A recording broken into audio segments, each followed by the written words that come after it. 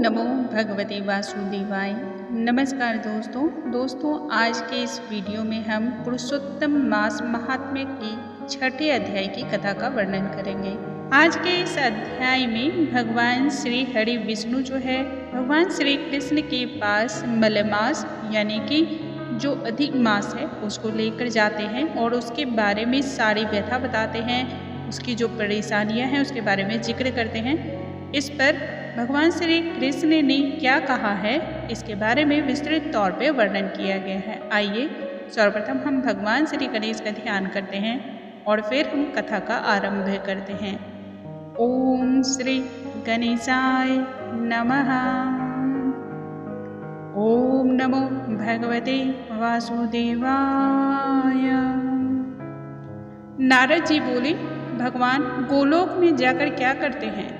हे पाप रहित मुझ श्रोता के ऊपर कृपा करके इस बात को कहिए। तब श्री नारायण बोले, हे नारद, पाप रहित अधिक मास को लेकर भगवान विष्णु के गोलोक जाने पर जो घटना हुई वह हम कहते हैं, उसे ध्यानपूर्वक सुनो।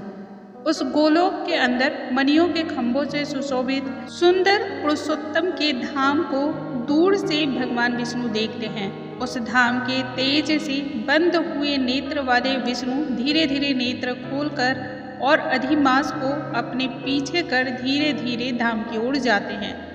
अधिमास के साथ भगवान के मंदिर के पास जाकर विष्णु अत्यंत प्रसन्न हुए और उठकर खड़े हुए द्वारपालों से अभिनंदित भगवान विष्णु पुरुषोत्तम भगवान की शोभा से आनंदित होकर धीरे धीरे मंदिर में प्रवेश कर जाते हैं और भीतर जाकर शीघ्र ही श्री पुरुषोत्तम कृष्ण को नमस्कार करते हैं।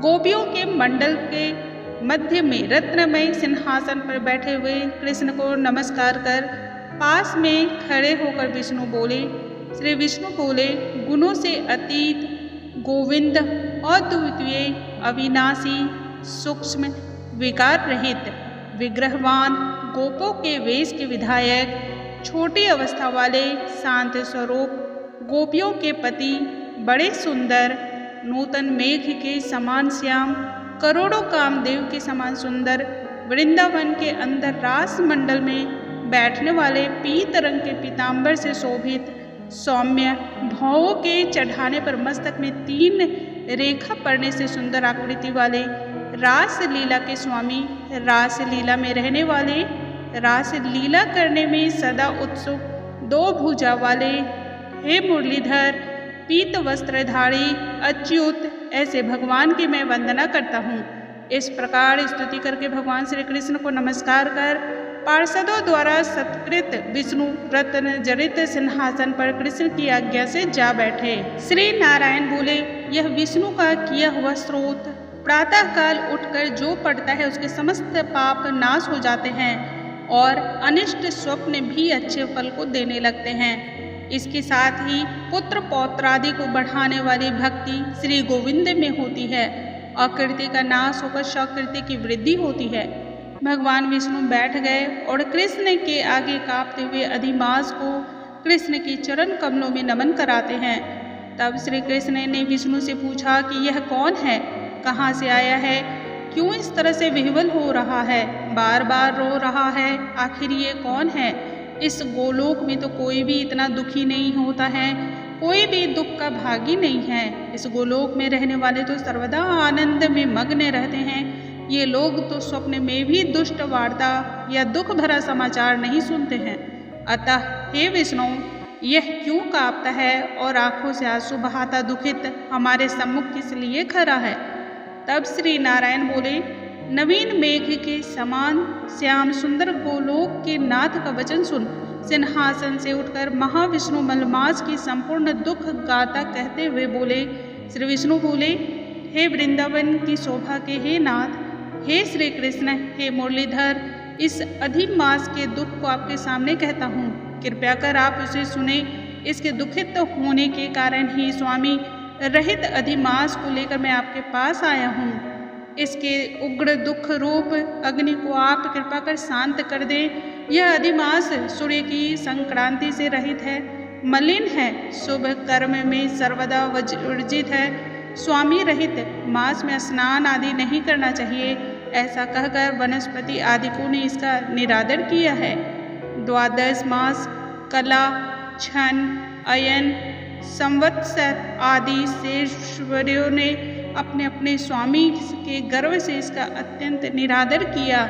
इसी दुखाग्नि से जला हुआ यह मरने के लिए तैयार हुआ।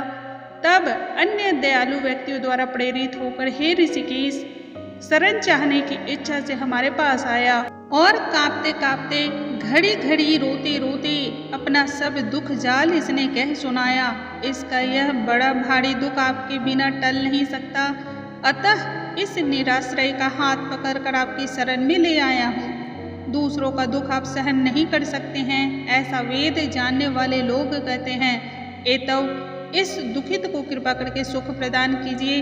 हे जगतपते, आपके चरण कमलों में प्राप्त प्राणी शोक का भागी नहीं होता है, ऐसा वेद जानने वालों का कहना कैसे मिथ्या हो सकता है। मेरे ऊपर कृपा करके भी इसका दुख दूर करना आपका कर्तव्य है, क्योंकि सब काम छोड़कर इसको लेकर मैं आया हूँ। मेरा आना सफल कीजिए। बारंबार स्वामी के सामने कभी भी कोई विषय ना कहना चाहिए, ऐसी नीति के जानने वाले बड़े बड़े पंडित सर्वदा कहा करते हैं। इस प्रकार अधिमास का सब दुख भगवान कृष्ण से कहकर हरि कृष्ण के मुखमंडल की ओर देखते हुए कृष्ण के पास ही हाथ जोड़कर खड़े हो गए। तब ऋषि बोले, हे सूत जी, आप दाताओं में श्रेष्ठ हैं। आपकी दीर्घायु हो, जिससे हम लोग आपके मुख से भगवान की लीला के कथा रूप अमृत का पान करते हैं। हे सूत, गोलोकवासी भगवान कृष्ण ने विष्णु के प्रति फिर क्या कहा और क्या किया इत्यादि लोकोपकारक विष्णु कृष्ण का संवाद सब आप हम लोगों से कहिए। परम भगवत भक्त नारद ने नारायण से क्या पूछा? हे सूत, इसको आप इस समय हम लोगों से कहिए।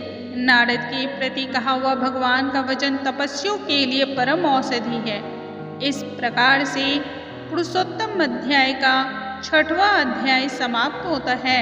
ओम नमो भगवते वासुदेवाय। बोलो श्री नारायण नारायण हरि हरि। जप लो नारायण नारायण हरि हरि। रट लो नारायण नारायण हरि हरि हरि हरि। दोस्तों, जो भी भक्त इस प्रकार से पुरुषोत्तम मास के दौरान महात्म्य की कथा का वर्णन करता है अथवा सुनता है और पठन करता है, उसे भगवान श्री हरि का सानिध्य प्राप्त होता है। अगले वीडियो में हम फिर से मिलेंगे पुरुषोत्तम मास महात्म्य की कथा के 7वें अध्याय के साथ। तब तक के लिए नमस्कार दोस्तों।